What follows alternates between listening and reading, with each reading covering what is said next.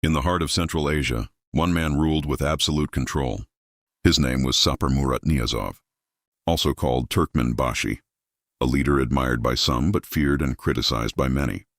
Born in 1940 in Turkmenistan, Niyazov grew up during the Soviet era, from humble beginnings.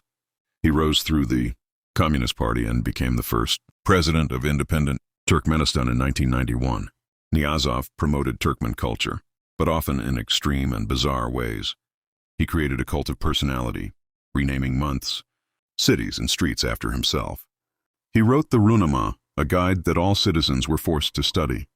Schools, workplaces, and government institutions were dominated by its teachings.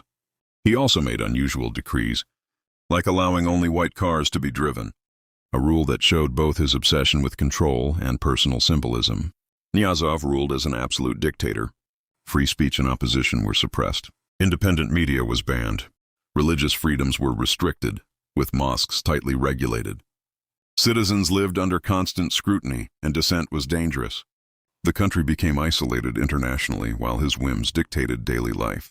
Personal and national impact. Every part of life reflected Niyazov's vision. Schools focused on ideology rather than critical thinking. Public spaces and monuments glorified him personally.